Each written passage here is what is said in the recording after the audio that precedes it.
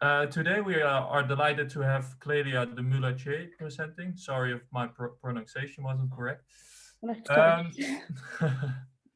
Clélia is an assistant professor at the University of Amsterdam and part of the Computational Soft Matter group and the Computational Science Lab. In her research, her research focuses on the intersection between statistical physics, information theory, and computer science, hence the two groups, and both numerical and theoretical. In today's talk, she will focus on the emergence of property rights in competitive resource allocation. And we are very happy that you're here. So now I would like to give the floor to you, Clélia. Thanks for the introduction, Eric, and thanks for inviting me.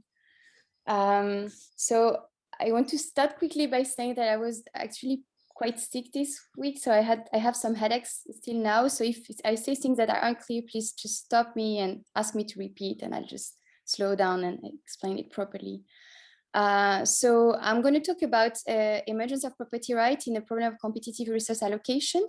But this is not my main research topic, so I'm just going to start very quickly by giving you a general idea of my background. So I have a background I did my PhD in stochastic processes. I was working on random walk burst test processes and on anomalous diffusion. And it was with application, I was studying a problem of clustering of neutron clustering in nuclear reactor. So it was some application in nuclear reactor physics. And then during my two postdocs, I focused more on information theory and the problem of model selection for binary data. And in particular, I was interested in classical spin models and the complexity of this type of models. So this is one of my main research topics. And I applied this to study neuronal activity in auditory cortex during my last postdoc. So I'm still working on these ideas. And so I have many questions that kind of match map between stochastic processes and inference problem. And in particular, I'm interested in understanding more the complexity of stochastic process and the use of this for graph inference. And then I have many other questions related to modeling and data analysis. So these are some examples. But today I wanted to talk about something completely different. So this is a kind of, it's something I started a long time ago, but I didn't spend too much time on it. So this is kind of a new topic somehow for me. But I thought it would be good to talk about this with the crowd of the, for this type of seminars. This is a work that I started with Matteo Massili and Cristina Pineri at ICTP, and then we kept on and did some evolution of it with Vijay Balasubramanian at Penn, and also Sitar Singh and Bernadette Butcher, who works at the GRAPS laboratory at Penn. So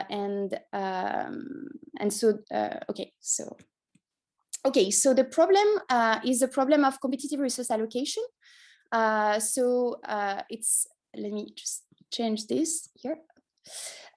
So it's a problem where I have many agents, let's say n agents that are competing for n resources.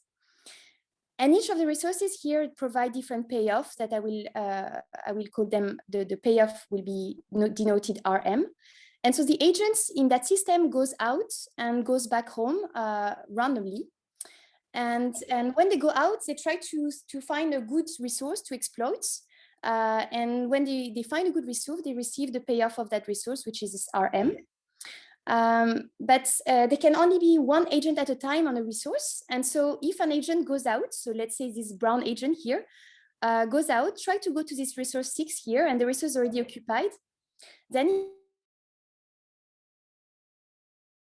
resource. And if this resource is also occupied, he receives again a cost, and look for another resource. And if the final resource is free, then he will receive the reward of that resource. So let's say R2 here. In this problem, agents have a non-aggressive behavior. meaning that when they see a resource that is already occupied, they just decide to go somewhere else. They also have a non-cooperative strategy, so they don't communicate with each other. And the competition in that system happens through the occupation of the resources. So they manage to get, how to say, they will settle on they will gain a resource by settling down on that resource for a certain time. But after a while, they have to go back home and the resource become free again. So this is similar to a parking problem. Let's say you want to go and park your car. You can decide you want to go to the city, to the city center, and you can decide to park your car directly in the city center. But maybe that will be very busy and you will find no free spots. And so you will have to then go outside of the city center to park there. And that will have a cost, which is the time that you spend in like changing your strategy, going from deciding first to go to high rewarding places, and then not finding a free spot and then having to change. The original idea of this problem was related to Darwin's finches. Darwin was studying some some islands where he found that the finches, there are several species of finches there, and he found that some species were established only on specific islands, whereas some other finches were spread out over several islands.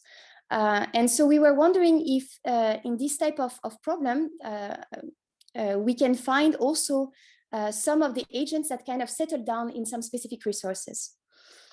And it can also be applied in many other problems, such as, for example, job scheduling on servers. But I mean, this is one other example. And so there are different quantities that control the behavior of that system. So first of all, there is the distribution of the payoff of the resources.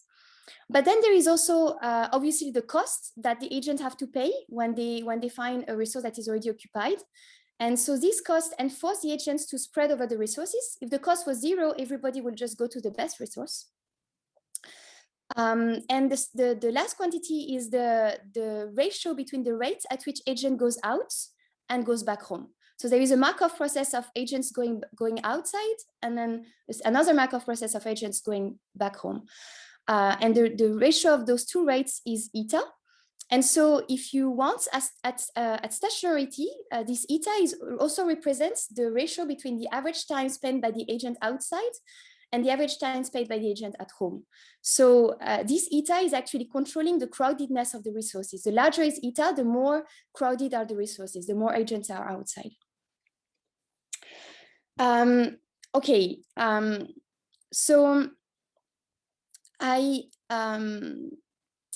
So I wanted to show you this. I don't know if you see my screen here, but this. Let me first explain you one more thing. So in that system, we have something that we call the agent strategy, which is the probability when, let's say that this agent I goes outside, and the strategy of the agent is the probability that this agent I choose to go to any of the resources. So it's given by all the value of pi im, which is the probability that agent I choose the resource m. So the agent strategy here is a vector pi that is composed of all the pi im, and the average payoff of the agents is then dependent on this pi. Okay, so there are many questions we can ask in that system. So assume that the agents aim to maximize their average payoff. We can ask what are the possible optimal strategies for the agents? What are the possible stationary solutions of the system? Is there always an optimal solution? Are there some systems where there are no optimal solution? And can we have actually several optimal solutions in the same system with the same parameters? And are the stationary solutions changed by the dynamic of the system? I mean, there are many other questions, but these are questions I was thinking about. So the first thing we can do is ask if, so the first thing we try to do is to ask if we can compute the Nash equilibrium for agents playing a symmetric mixed strategy. And for that, we had to place ourselves in a mean field approximation. So what's a mixed strategy? A mixed strategy is a symmetric mixed strategy is the case where all the agents play the same strategy. So I will consider that this pi now does not depend on the agent I, but is the same for every agent. Okay, so let me, so in the mean field approximation,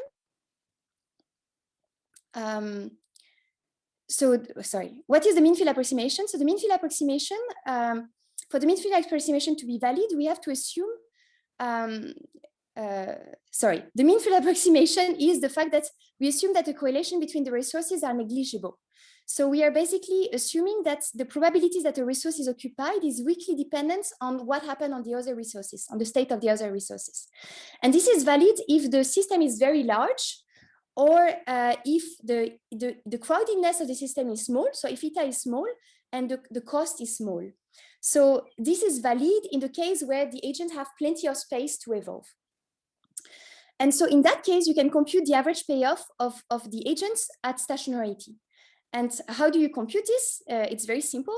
The average payoff that an agent, the agent that plays the strategy pi will receive is given by the average over all the strategy pi m of the payoff that it will receive if it chooses to go to resource m.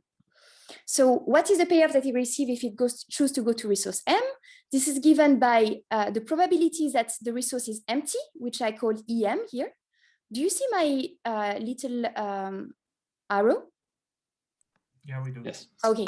So it's the payoff that you receive, the agent receive if he chooses to go to M, is the probability that the resource is free, and in that case the payoff that it receives if the resource is free, plus if the resource is occupied, so the probability that the resource is occupied, 1 minus EM, times the payoff that it receives if the resource is occupied, which is the cost minus C, plus the payoff that it receives for playing again the same strategy. So we are considering naive agents.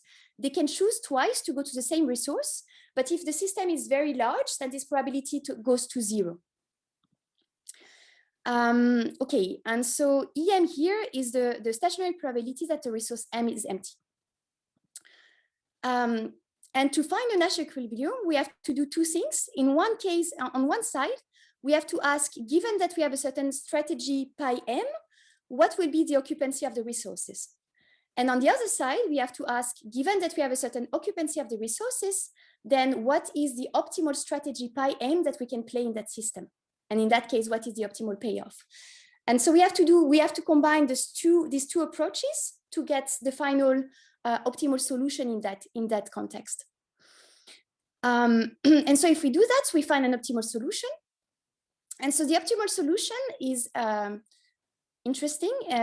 It actually says that the probability pi m, so that the optimal strategy is proportional to the difference, to the distance between the payoff Rm and the optimal payoff, rescaled by the cost of the cost C, for all the resources that are such that Rm is larger than the optimal payoff. For all the other resources, then the probability pi star, the strategy is to just never go, the pi star is just 0. So on that graph, I have ordered the resources from the best payoff to the worst payoff. And so all the worst posts, the ones that have a too low payoff, are just never explored using the strategy pi star. And the others are explored.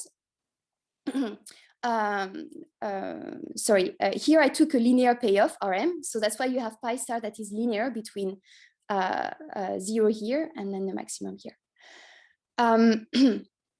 Okay, and you can see that also that's the ratio between the occupancy, the probability that the resource is occupied, and the probability that the resource is empty, is also proportional to pi star.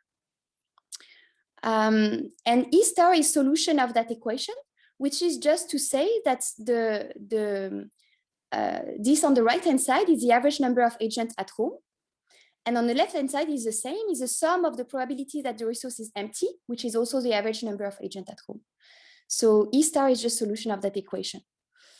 So if I take a linear payoff between 1 and 10, and I take 1,000 agents, and I take eta equal to 1 and c equal to 1, then I can solve this equation here, and I will get that solution, which is represented here. Okay, okay, so that's nice. We can also represent the probability that the resource is empty. And obviously, the probability that the resource is empty for all the resources that have a lower payoff than E star is always 1. And then it's just between 1 and 0 here. Okay, so that's great. And then we can vary it if we want. We can see what happens if you vary one of the parameter. So here we kept the cost fixed, but now we increase the crowdedness of the resources. So in blue are when the resources are very little crowded. And in that case, you see that the optimal strategy is agents go to explore very few resources, and there are many resources, all the bad resources that are just never explored. And then if I increase eta here, so I go from blue to red, then you can see that the agents have to spread more and more over the resources and exploit worse and worse resources. And so you can draw a diagram like this, where here I have eta on the x-axis, and I can also vary the costs.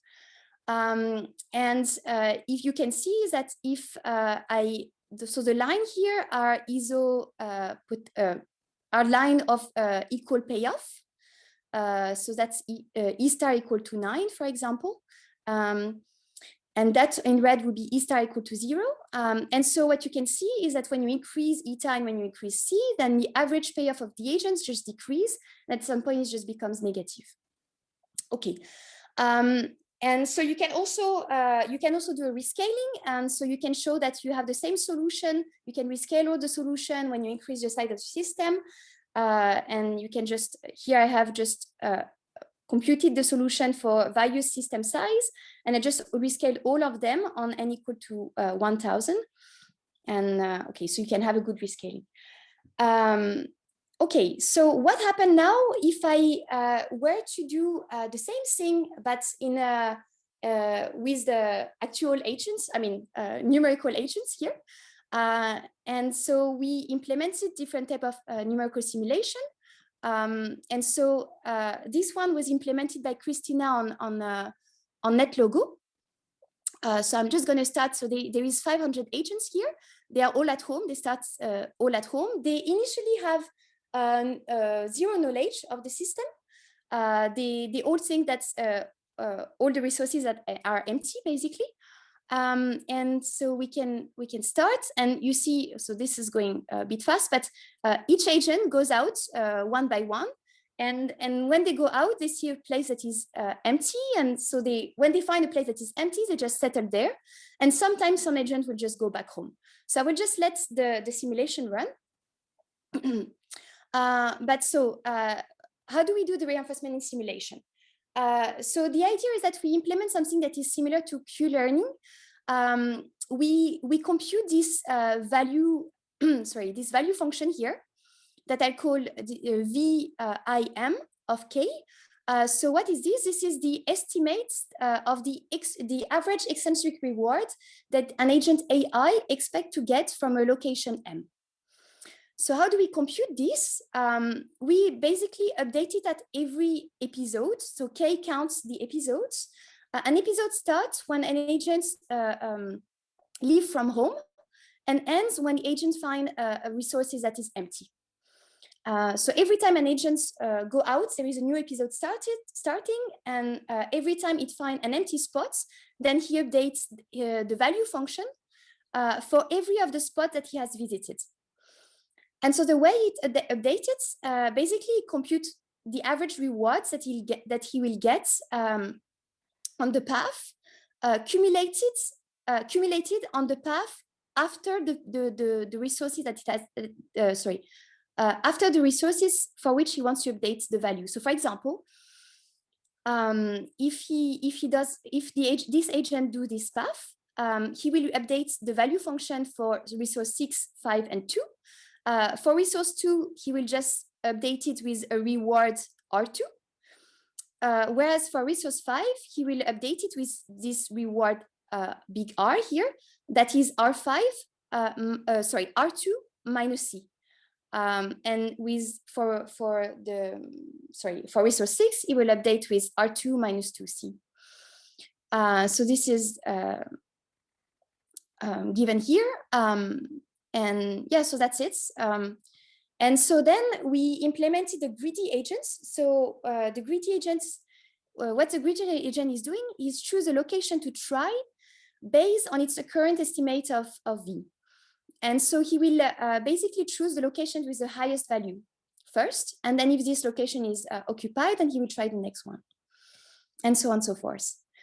And so what happens if we do this simulation in the mean field limits, which is an undercrowded system. So eta very small, C small, and a large number of spots.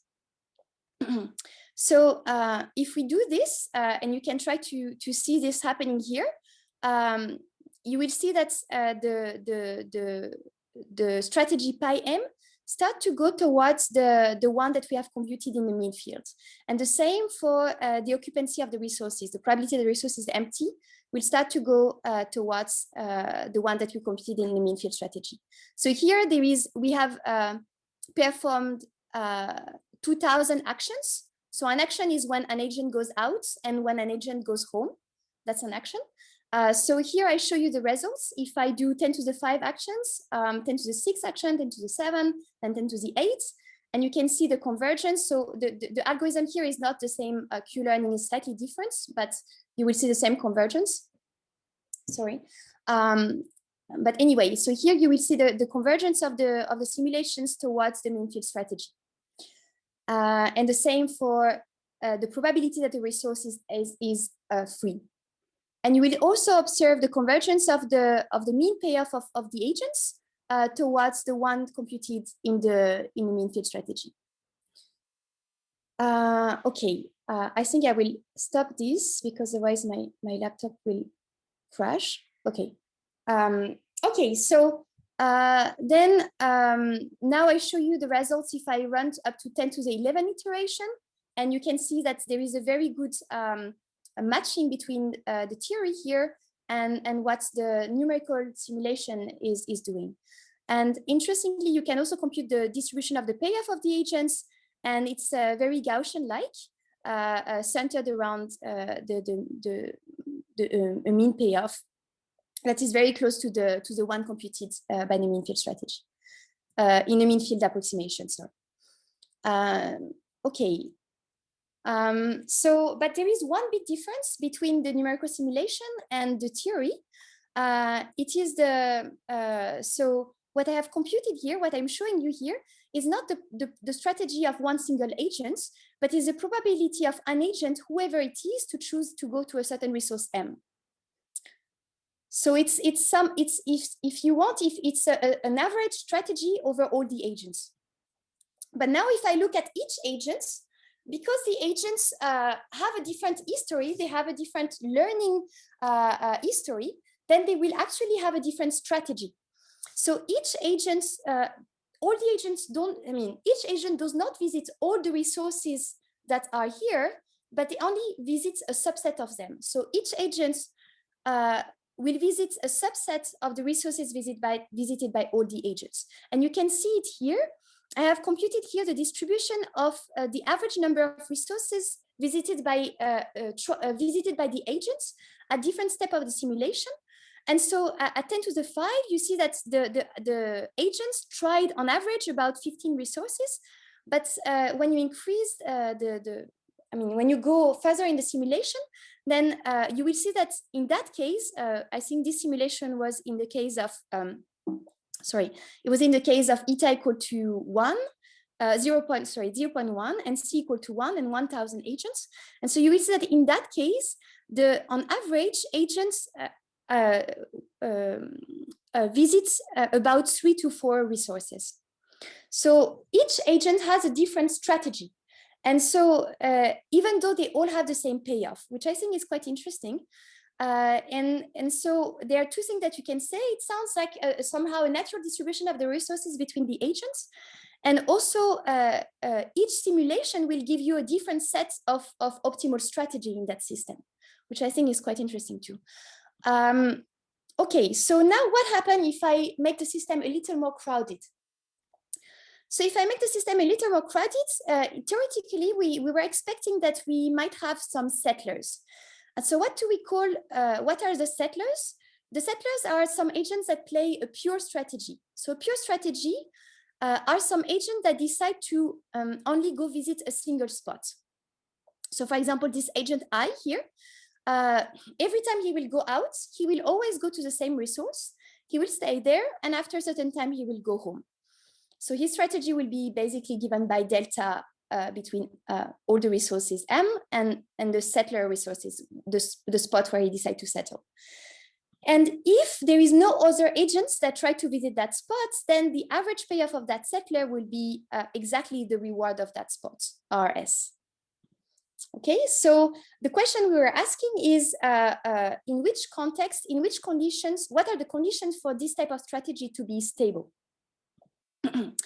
So for this strategy to be stable, you need that the other agents, so the nomads, should not be interested in taking the place of a settler. They should not be interested in coming and try to kick out that settler. And so if you rewrite that condition, you will see that you can rewrite this under this form, which says that the rewards, the payoff of the resources where the settlers go, RS, should be smaller than E star, which is the optimal payoff of the nomads, of the other agents, plus eta times C. So eta and C are the two parameters that we discussed earlier. The second condition is that the settler should not want to become a nomad. And so for that, it needs to be more interesting to be a settler than to be a nomad. And so basically his reward should be larger than the reward of the others, so E star of E star. And then a settler should not want to take out the spot of another settler, of a better settler, of a settler that settle on a better place. And so if you rewrite this condition, then it transforms into the distance between the difference of reward between the two settler spots should be smaller than eta C. So if you rewrite all of these, then you find that the settler spot should have a reward that is such that it should be larger than E star and smaller than E star plus eta C. Okay, so we can translate this into the graph that we had earlier. So on the top, we have still the optimal strategy that we computed in the mean field approximation. And on the bottom now, we have 1 minus, so this is the occupancy. So the probability of a spot to be occupied, which is 1 minus EM that we computed earlier. As we said earlier, the worst spots are just never visited. So this is what is in gray here. And now we have to look at those, where are those spots that are such that they have a reward that is larger than E star. So first of all, it should be above E star. Just as a reminder, I have organized the resources here by decreasing value of their rewards, of their payoff. So if I want to be above E star to have a payoff that is larger than E star, then I have to be in that area, right? And then I need also the payoff here to be smaller than E star plus eta C. So I should be in some certain area here. But I can rewrite this under this form. Actually, this is equivalent. So this is equivalent to the fact that to this inequality, which is the occupancy of the spot should be smaller than eta over 1 plus eta. And so this is the line eta over 1 plus eta. And so basically, these are the places where settlers can go. And so eta over 1 plus eta this is the probability of occupancy of a spot where you have only one agent going. So if you have only one agent going to a spot, then staying there and then going back home with the rate ratio that is equal to eta, and the probability that that spot is occupied is eta over 1 plus eta. Okay, so now we run the simulation for that. We increase our eta parameters. And so this is what happened. So earlier we had eta equal to 0.1, we had this curve here for the occupancy, and now I increase eta to eta equal to 2. And surprisingly or magically, I get some settlers arriving in the system. And as you can see, they are exactly aligned on that eta over 1 plus eta line. And so this is basically how to say, these agents are that have settled here. They have claimed a property of that spot now, and no other agent is actually going there. So even in the reinforcement simulation, they actually come up by themselves and through their basically through their random learning experience. And if you look at now at the payoff of the, so here is the payoff of all the agents. On the x-axis is the label of the agents, and the y-axis is their payoff in red, and in blue is the standard deviation, is the standard deviation of their payoff during the learning. And what you can see is that the one of the settlers is actually, so this was just eta equal to 1. I should have shown you a graph with eta equal to 2. But what you can see here is that the standard deviation for the one who are settling is actually very small, and simply because they are the only one on these spots. So, okay, but now if you look at the payoff of the agent in that system, you can see that this payoff is actually very skewed. Okay, so yeah, so we have a very skewed distribution of the payoff, and we can keep on and make the system more and more crowded. And so what you can see is that you have more and more settlers in your system.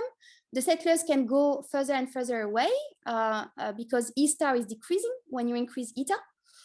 And at some point, you reach a moment where E star becomes equal to 0.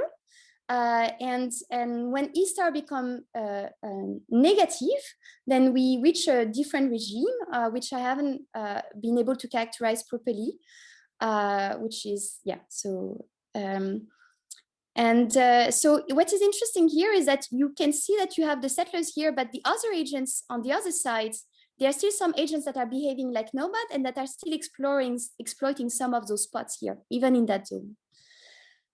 Okay, so as a summary, basically we have a system that is controlled by two parameters, this parameter eta and this cost C. And we have somehow kind of three different regimes.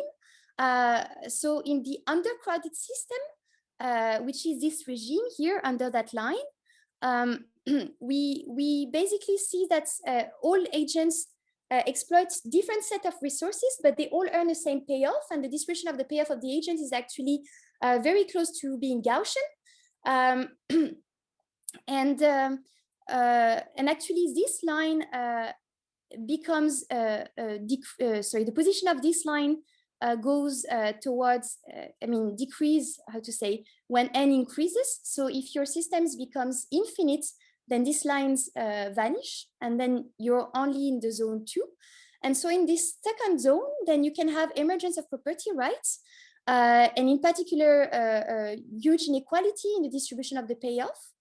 And finally, if you come in this third zone, then you have what I call an overcrowded system, where the system is too small for allowing there is too few resources for the agents to reach some type of good optimal solution. And that's a system, that's a situation that it would be nice to characterize better. So what we were interested in then was to ask what happened if we change the learning dynamics. So I told you we used greedy agents, but we could play around, add some exploration, play with some epsilon greedy, add some curiosity. And so in particular here, we are wondering what happened if we were adding some type of intrinsic reward to the agents. So we call them curious agents.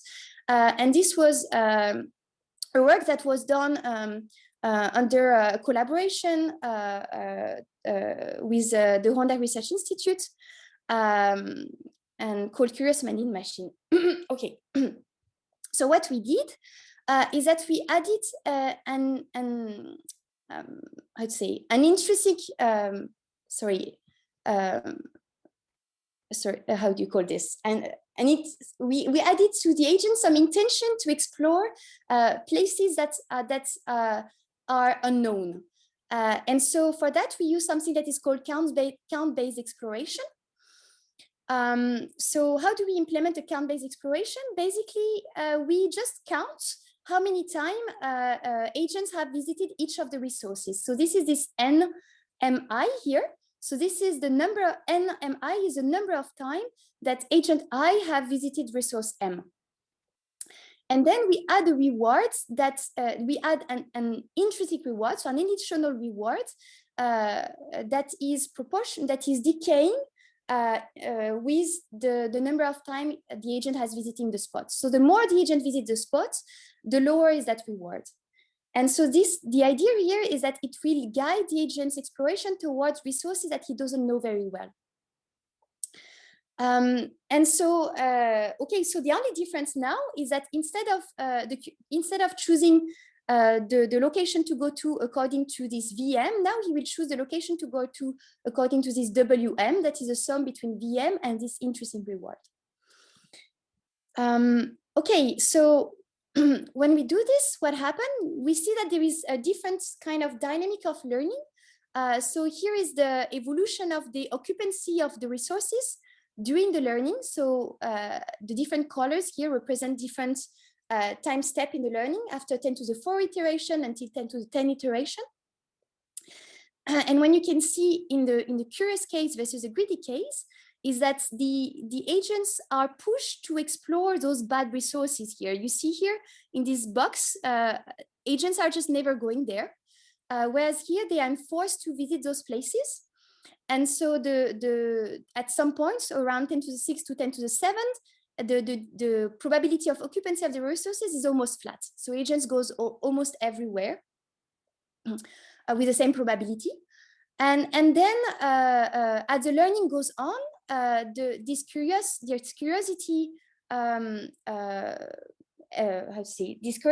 this curiosity bonus goes to 0, and agents start to converge towards a solution, and this is this black line here. And what you can see is that now the solution here is way cleaner than earlier, and in particular you have way less settlers. And we have run the same simulation with instead of a curious strategy, just using an epsilon greedy. So agents still have some exploration, but this exploration is just random, is not pushed towards unknown places. And in that case, we still see a large amount of settlers. Okay, and so if you look at the payoff of the agents now, we can see that the curious agent actually have a lower payoff than the greedy agents. But if we recenter them, we actually also can see that the standard deviation of the payoff of the agents in the curious case is actually way lower than in the greedy case. So somehow the final solution here is less rewarding for the overall society, but it's more equal between the agents. Okay, so there are many random sorts here. I think there are many things to explore in that problem, but concretely, obviously, I would like to learn more about the different phases, characterize better the different phases, and in particular, even in the undercrowded phases where you have where we already know that the solution is the mean field solution. There is this thing that the agents are not exploiting all the resources, but just a subset of them. So the fact that all agents have a different strategy, I think, is very interesting, and we can, for example, look at how agents interact through their common resources. So how many agents share the same resources, and what is a network? What network is formed between those agents? How modular it is? I mean, we can ask many questions, and how this changed when we varied the parameter NC. And the same thing, I would like to understand better the over the crowded phases, And do we actually reach an optimal solution in that case, or is it just impossible to reach an optimal solution in that case? And also the physics of this system. Is there some interesting physics here? Is there some phase transition? Can we compute some entropy of the system? And also, I'm interested in some analogy with some biological system. In particular, I'm thinking of things like the adaptive immune system or the olfactive system, where you have, for example, in the adaptive immune system, you have, how to say, the immune system is composed of multi-components that have to somehow recognize a set of pathogens. And the way they do this, each of the antibodies are actually cross-reactive. So each of them can recognize several pathogens, but they cannot recognize all of them. And at the same time, several of them can recognize the same pathogen. So, and all of them together, they recognize a certain distribution of pathogens. So there is some analogy between this and what happened in this undercrowded system, in the undercrowded phase in our case. Yeah, and that's it. So I don't know if you have questions. Yeah, let's. Thanks a lot, Clélia. Down here, I can come back to the Very people interesting where talk. this work. And indeed, are there any questions? You can just raise your hand, or and then I'll give you. Okay, I see Mike has a question, so feel free to ask. I go first. Yeah, maybe you can unshare your screen so we can. Sorry, yeah. So thanks, Clélia. It was really an interesting talk. Unfortunately, I think I missed a couple of slides because I had to run out. So I may be asking a question which was already answered. But I wondered about the difference. So the mean field approximation, I understand. But for the numerical simulations, you've got these distribution of resources. So is there a kind of a spatial component in the numerical simulations? No, you mean between the resources? Yeah. No, actually. So in that system, there is no distances between the resources. They in the simulation and also in the theory, actually, the time that the agent takes to go from home to a resource is always instantaneous. Okay. Then, so the second thing I wanted to say is that we should definitely talk because we're doing very, very similar things. I think one of the students is here. We have this data set of EV charging behavior. So when people plug in their car, so it's basically competing resources. So we've done very, very similar things. And also there's kind of interesting dynamics going on about the emergence of social cooperation in certain neighborhoods under certain levels of resource availability. So at some point, everybody has their own charging pole, and then people start to buy more cars, and then you start to see this cooperation start to happen. And then when it gets to an extreme level, this competition, well, this cooperation starts to dissolve. So people start to compete again. The social kind of behavior changes. And the other thing that we did, which I don't know if you've looked at, is the idea of resource failure. So you get these settlers, and then the question is, what happens when one of these resources collapses? And we have some evidence from like the real data that this is for Amsterdam, that when one charging station fails, we can get massive cascades in these kind of resource kind of allocation. So up to system size. So we have knock-on effects, which can be really, really big, and it's pretty interesting. So we should definitely talk after this, because I think it'd be a very interesting data set for you to look at. That's interesting. We haven't looked at this problem, but we discussed it actually. Yeah. So if you have one of the resource of the settlers that disappear, that indeed you will have the system has to reorganize. Yeah. And I guess if n is extremely large, then probably it's not too much of a problem. But yeah, I'm not even sure about that, because this new agent now that has no resource anymore, that has to make his like kind of space in the system. Yeah. So the thing that you mentioned at the end about this network of cooperation. So we basically did exactly that for this cascade effect. So you could see which users are sharing the same poles, and there's certain neighborhoods which are isolated and quite safe from these cascades. There's other ones which which can cause big problems. Yeah.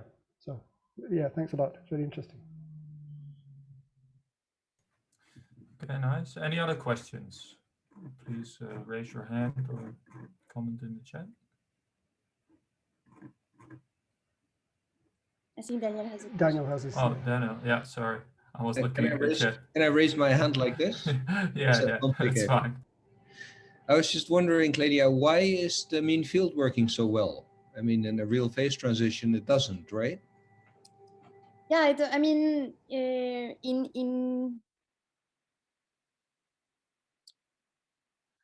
I mean, what wouldn't be? I don't know. I think it's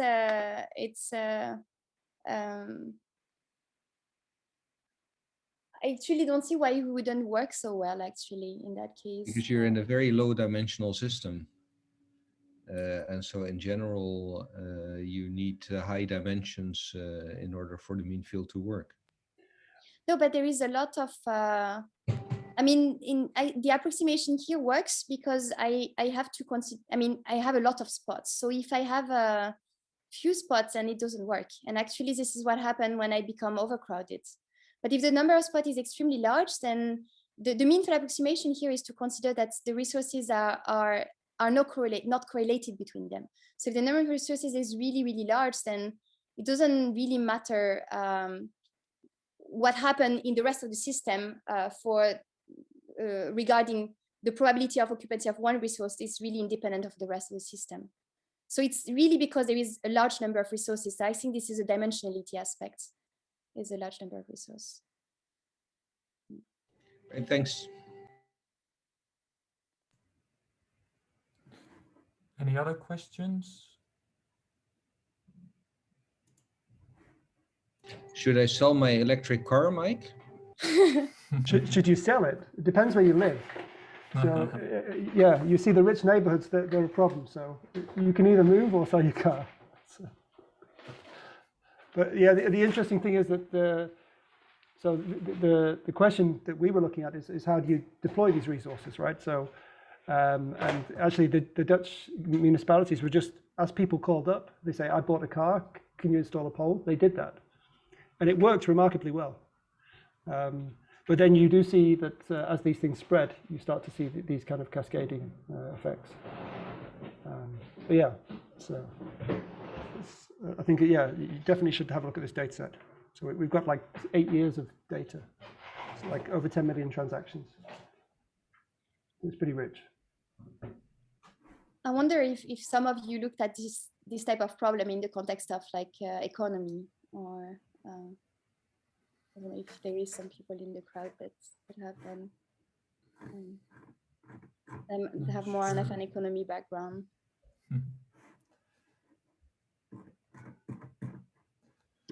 I know there are people like around EOS, I don't know if they're here, that like from the group of Carl Thomas and Case Dix that do similar things, but I guess none of them are here.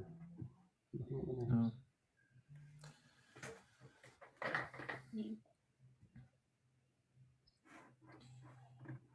Okay.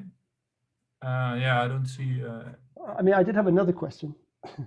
So the other thing that we looked at is kind of framing this as a minority game, right? So the idea of leaving home, and I also noticed that your net logo implementation is adapted from the alpha all implementation, I think. So I wondered. I mean, I was listening to your talk, and I think there is some relation between this and the minority game, but it's not just a single resource. You've got multiple resources. So this kind of memory level of 5 that seems to be optimal for this minority game. Did you look into this and see for the Q learning? So the memory level here would be what? Sorry, I actually. So in the minority game, you're just looking at the last. So the alpha roll problem, right? People go to a bar, they look at how many people, and if the occupancy was over some sort of rate level, they say it was a failure or a success if it was below, and they basically remember the history of the last n rounds. So the last n nights in the bar, how many people were there, and they devise a strategy based on that. And there's some evidence to show that for the minority game, you have this kind of ideal memory of 5. So we also did the same thing for neighborhoods with the, right? So they visit a charging pole, and how many times should they remember whether it was on optimal, you have this kind of ideal of 5, which is. Yeah, I see.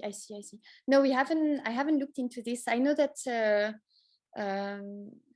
Matteo has looked at something that implements some memory. So, but I haven't tried with reinforcement learning simulation.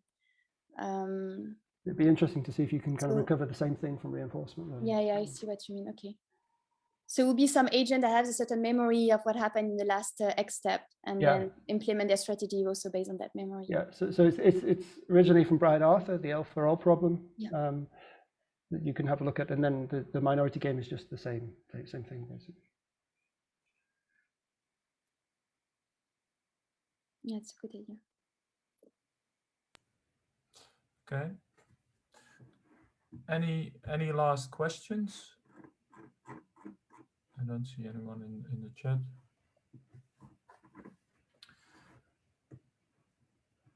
Then I would say thanks a lot for presenting, Clélia. Thanks for having me here. Yeah, no worries. So, and we hope to see the rest next week.